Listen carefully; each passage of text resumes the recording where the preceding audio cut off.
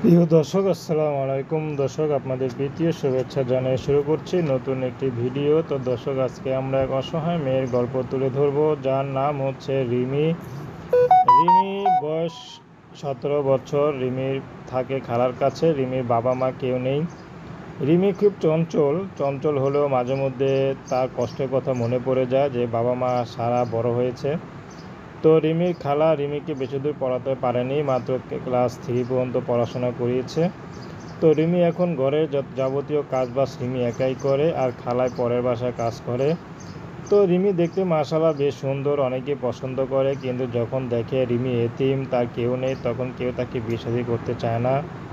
তো রিমি এখন বাধ্য হয়ে ইউটিউবে এসেছেন, যদি ভালো একজন মানুষ পায়, সে বয়স্ক হলেও ভালো হয়, তাহলে তাকে ছেড়ে হয়তো কখনো চলে যাবে না।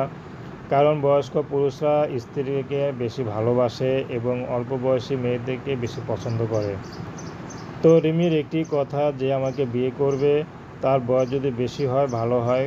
তো রিমি পড়াশোনা বেশি দূর তো করতেই পারেনি। তো রিমি রান্নাবান্নার কাজ সব করতে পারে। রিমির খালা আছে, খালা যে বিয়ে শাদী দিবে টাকা খরচ করে, সেই অবস্থা তারপর খালার নাই। তো রিমির তার খালার ছোট এক ভাই বোন আছে, তো তাদের দেখাশোনা করে, ঘরে রান্না বান্না করে, এতেই সংসারটা চলে যায়। তো দর্শক, বিয়ে শাদী করা একান্ত। 5 ওয়াক্ত নামাজ পড়ি, সর্বদা দেশের সেবা করি। আসসালামু আলাইকুম।